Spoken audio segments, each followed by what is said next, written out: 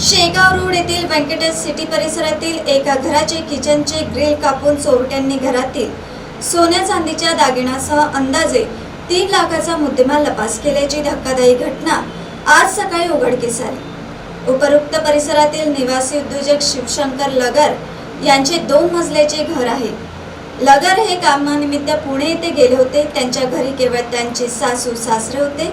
दरम्यान मध्यरात्री चोरट्यांनी लगर यांच्या घरातील किचनच्या खिडकीचे ग्रिल तोडून घरात प्रवेश केला। पेचकस आणि इतर साहित्याचा वापर करून त्यांनी घरातील लॉकरमधील सोन्या चांदीच्या दागिन्यासह 3 लाखाचा मुद्देमाल लपास केला। घरातील चाबी घेऊन लगर यांच्या घरासमोरील उभी केलेली बलेनो कार घेऊन चोरटे पसार झाले। घटनेची माहिती मिळताच शहर पोलीस स्टेशनचे ठाणेदार प्रवीण नाचकर, PSI निलेश लंबडे, गजानन बोरसे, रवींद्र कन्नर, सागर भगत, संतोष गायकवाड, चालक संजीव थेंद्रे, गजानन काळे यांनी घटनास्थळाची पाहणी केली। तसेच फिंगरप्रिंट व डॉग स्क्वॉड पथक घटनास्थळी उपस्थित झाले होते। यावेळी पोलिसांनी स्थळ निरीक्षण व पंचनामा केला।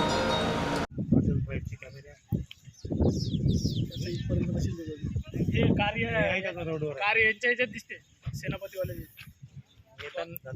अशी जाताना तिकडनं गेले तर सेनापतीवाला आला होता, म्हणे या म्हणे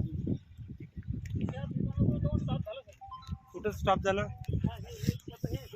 हे दादा